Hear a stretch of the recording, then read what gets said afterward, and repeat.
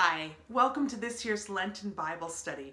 I'm Pastor Joanne Groman Stewart, and it's good to be with you this Lenten season. This year we will be dealing with women and their encounters with Jesus in the Gospels. I think these are really unique stories because as we look at the stories that all the Gospels tell of women, there aren't that many of them. And many of those stories are dealing with women who have really no names. They're unidentified. Yes, we have stories of Mary and Martha and Mary Magdalene. We hear about Mary, the mother of Jesus, and Joanna, and these other characters. But so many of the women that are mentioned in the Gospels are described as, for example, the Canaanite woman, who we're going to be talking about today. There's the hemorrhaging woman. There is the woman at the well. Or they're described in terms of their relationship with a man. For example, Peter's mother-in-law, those kinds of things. Well, tonight we're going to talk about the Canaanite woman. This is a fascinating story. It's a story that, I have to be perfectly honest, it's one that has really caused me to struggle quite a bit over these years. And it's a story that, well, watch out for the lightning bolts. But in this story, for so long, I really didn't like Jesus and Jesus' reaction in this story. I wish that he would have acted differently. You see, we have a woman, a Canaanite woman, who is an outsider. She is a Gentile. She is not someone that a good Jewish person would really actually have any kind of relationship with.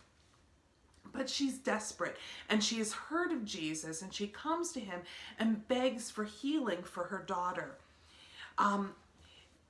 Initially, Jesus pretty much ignores her. And even his disciples were urging him and saying, send her away. She keeps bugging us. She keeps following us. She keeps, she just will not leave us alone. But the woman persisted. And when she keeps going, Jesus finally says, but I was only sent for the lost sheep of the house of Israel. In other words, Jesus is saying, I didn't come for you. You're an outsider. I only came for the good Jewish people, and I owe you nothing. But again, she will not accept no for an answer. And finally, Jesus says, great is your faith, and he heals her daughter. I wish Jesus wouldn't have done that. I wish Jesus healed her daughter. But why did he say no initially? As I said, I've struggled with that because my picture of Jesus has always been one of showing compassion and grace. A picture where Jesus goes to Gentiles and outsiders.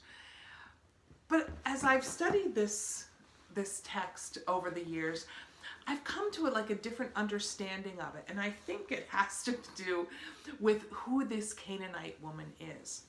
First of all, Matthew describes her as Canaanite, which is not necessarily a designation that we would hear so much during Matthew's time or during Jesus' time.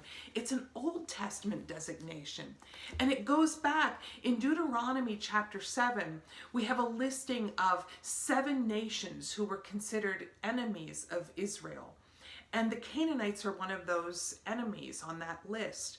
And so this woman is very definitely an outsider. She is thought of as being, not having anything to do with her. She's Gentile. And so that's one strike against her. The second strike is where she's coming from. We're told in Matthew that the story starts out, Jesus left that place and went away to the district of Tyre and Sidon. And just then a Canaanite woman from that region came out and started shouting. Tyre and Sidon were part of the nation of Phoenicia. And Phoenicia is a nation that Israel was never able to conquer. It sits just on the northwestern boundary of Israel, right on the Mediterranean Sea. And Tyre and Sidon were the only navigable ports during the Old Testament days. And so for Israel to trade at all with anybody throughout the Mediterranean, they had to do it through Tyre and Sidon. The animals are going a little crazy right now. They had to do it through Tyre and Sidon by keeping in good relationship with the Phoenicians. So there was a little bit of resentment that Israel had for Phoenicia.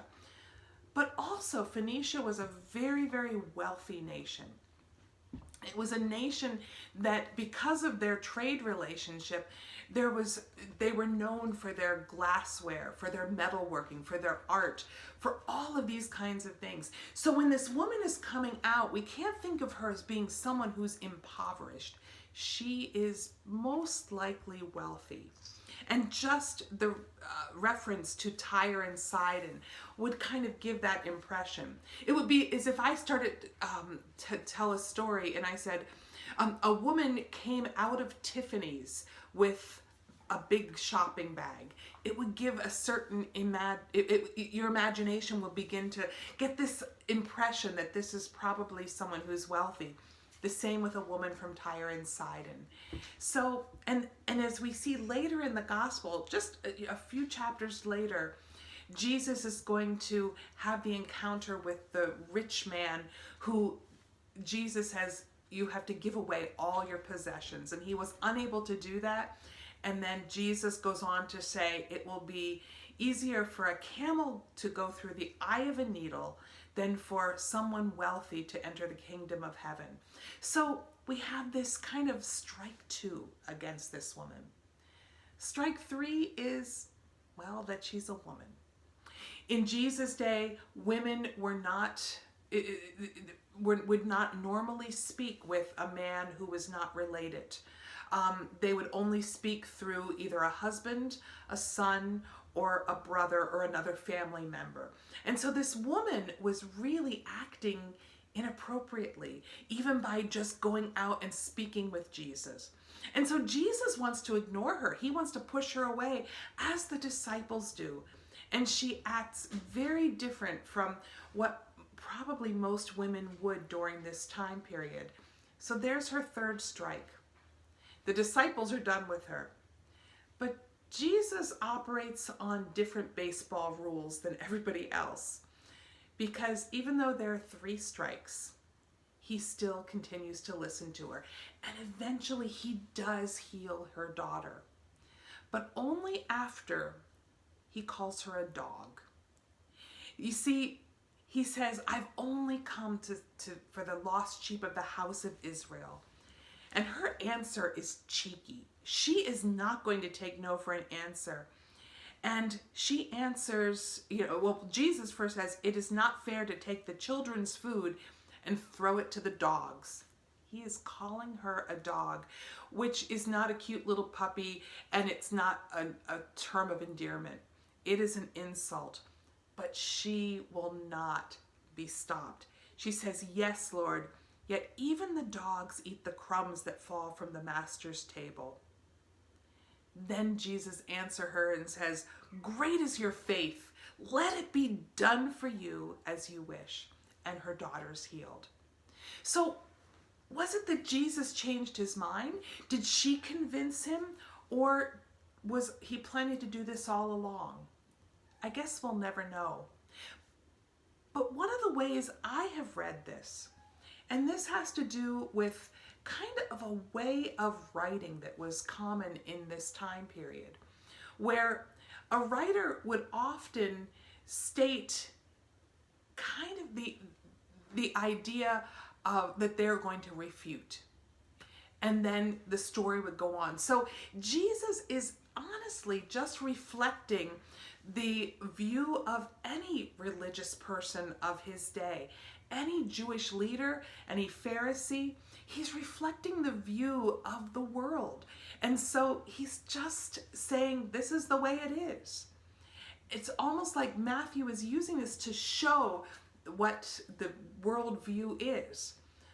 But then by Jesus changing his mind or deciding to heal this woman, by recognizing her faith, He is showing the true story, the true character. He's showing the true character of what God's plan is, which is for compassion for all, not just insiders, but for all, for those who are in the margins, for those who are pushed aside, for those who the world would often reject.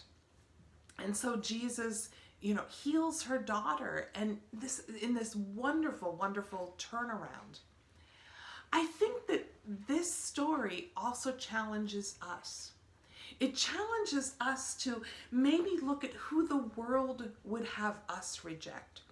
Maybe who the church would have us reject. Who are those people that perhaps we wonder if they are worthy of God's love?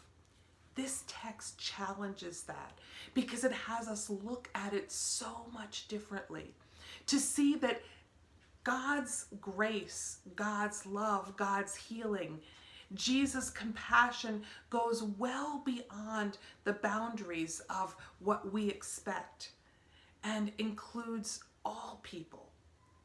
And so I think the challenge is for us to really look at our own lives, especially this Lent, and realize, how can we grow to be more compassionate? How can we grow to be more inclusive? How can we see the differences in others and then embrace those differences, love them, and realize that God's love is for those folks as well? It's a challenging text. And so I encourage you to wrestle with it, read it through, and I'm going to post some questions, and I encourage you to maybe interact with some of these questions and interact online as we work through this text together. Blessings to you this Lent, and I look forward to the coming weeks as we look at these wonderful, rich stories from Scripture about women, but even more importantly, about God's love and grace that God holds out for each and every one of us. Blessings to you, and thank you for joining me today.